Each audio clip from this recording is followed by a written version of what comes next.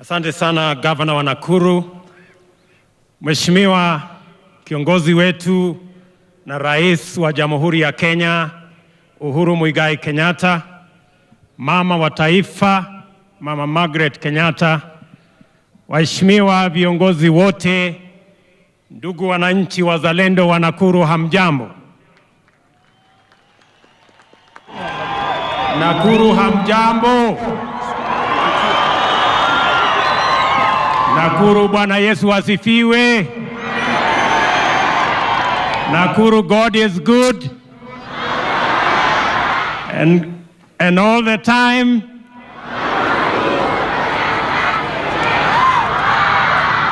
Haya. Mheshimiwa Rais, leo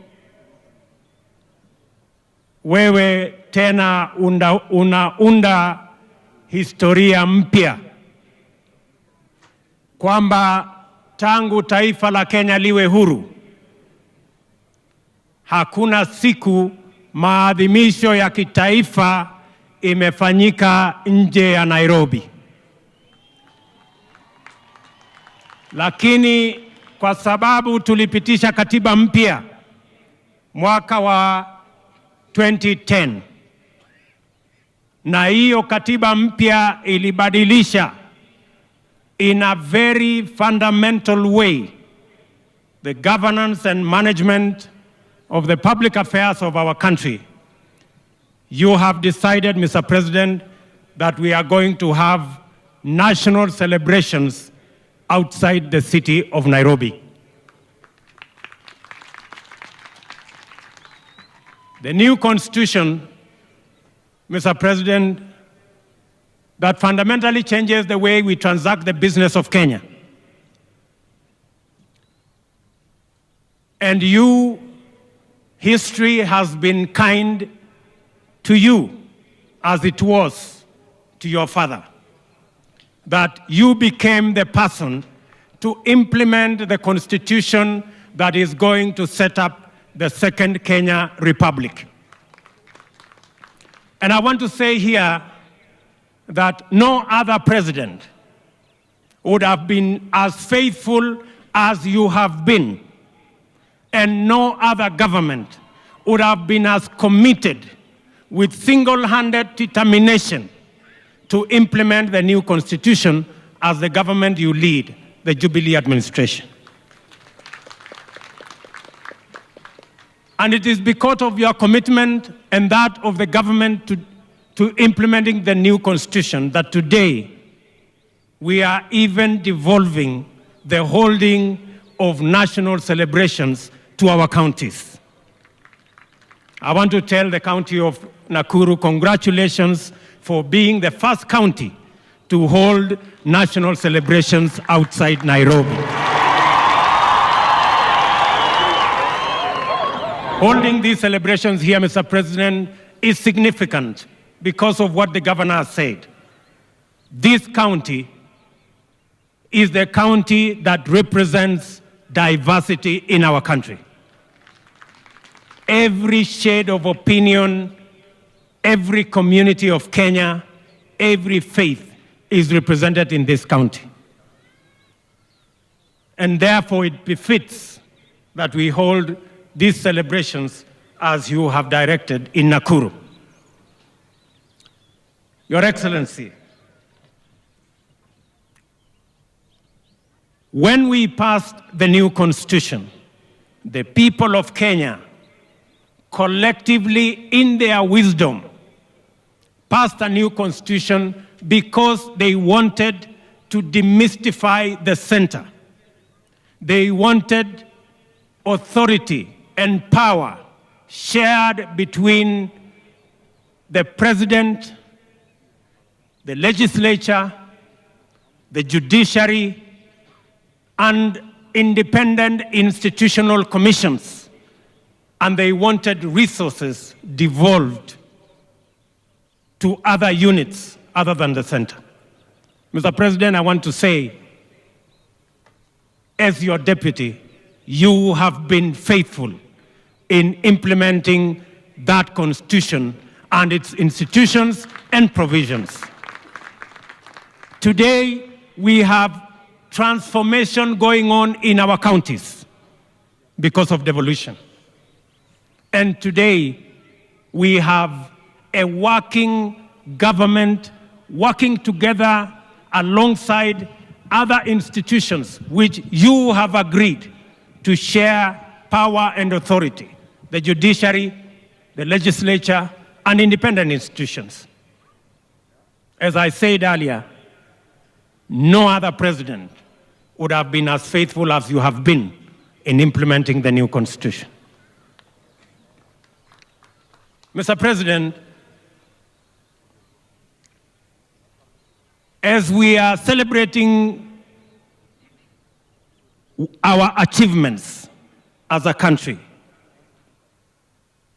the people of Kenya, in their diversity, from every county and every region and every faith, and those who voted for Jubilee and those who did not, they are behind you in ensuring that the government of Kenya continue to expand our infrastructure in rail and road, that we continue to make sure that more Kenyans have access to safe, clean drinking water, that more homesteads are connected to electricity alongside our schools and public institutions, that more and more Kenyans access medical care in our hospitals and dispensaries, and that more and more citizens of this country access education, more of our children have access to schools, and more of our young people have access to training in our new technical training institutions. Every Kenyan believes in a Kenya that is undergoing transformation. And I want to tell you, Mr. President, as your deputy and representing the rest of the leadership here, that we will support you, we will work with you to ensure that Kenya becomes greater.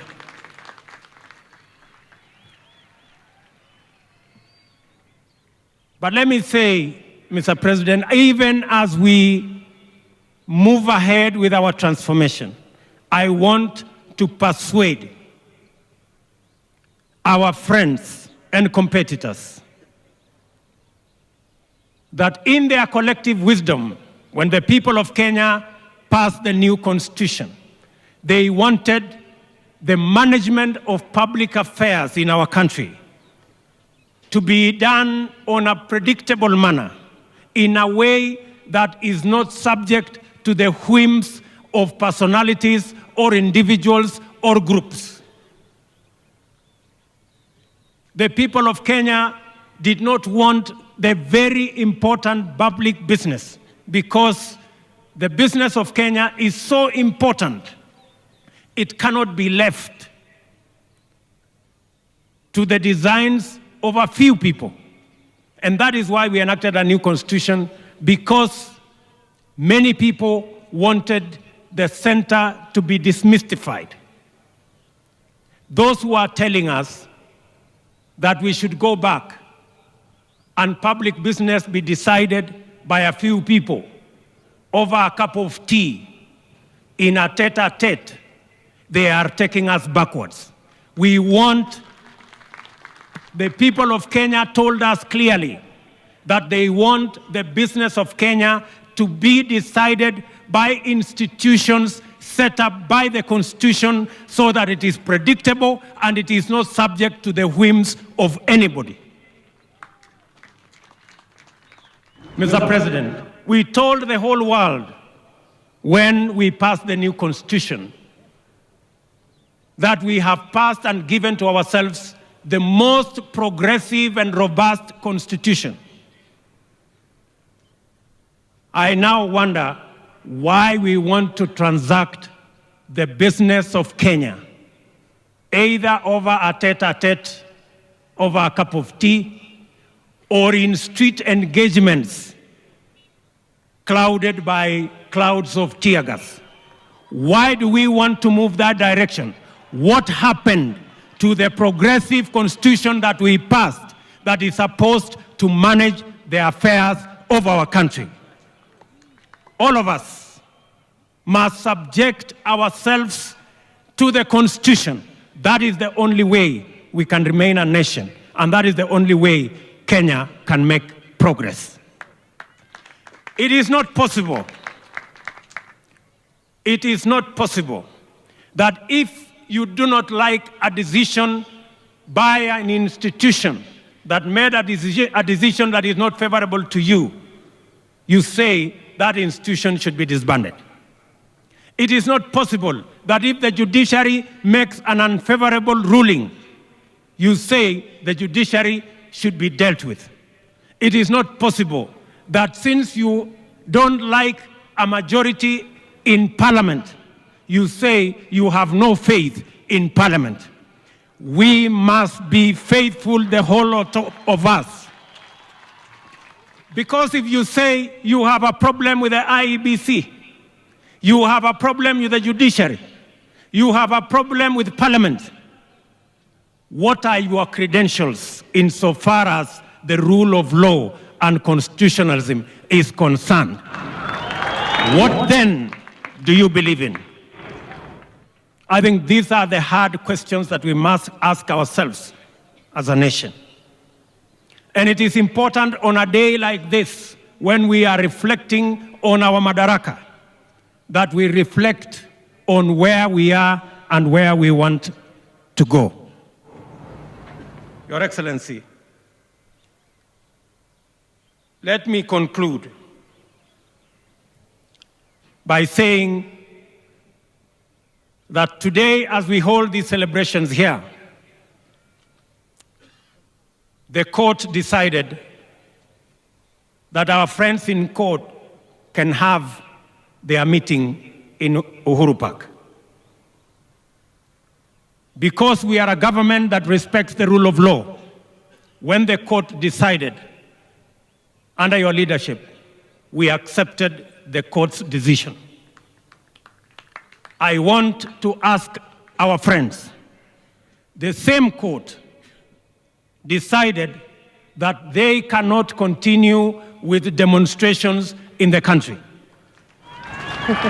We expect them, therefore, to respect the same court that gave them the permission to hold their rally today, that has told them they cannot continue to torment the country with demonstrations every Monday. We expect them to respect the law as we respect the law as government, because not them, not us, are above the law. All of us must be subject to the law and the Constitution of Kenya. Mr. President, I don't wish to say more than that. This occasion is special. Again, in our midst, Mr. President, you will be pleased to know that not only is this historic because we are holding it for the first time, but in our midst, we have the most beautiful lady on earth today, Miss World. She is right here in our midst. Mireia La Laguna is right here, all the way from Spain. And she has come because this is historic. And in our midst also, Mr. President, is Maria Hafanti, the Miss Asia, again the most beautiful lady in another continent. And they are all here because this event is historic. With those many remarks, ladies and gentlemen, it's now my humble duty to ask His Excellency, the President of the Republic of Kenya, to preside over these celebrations of the 53rd Madaraka Day in Nakuru. Mr. President.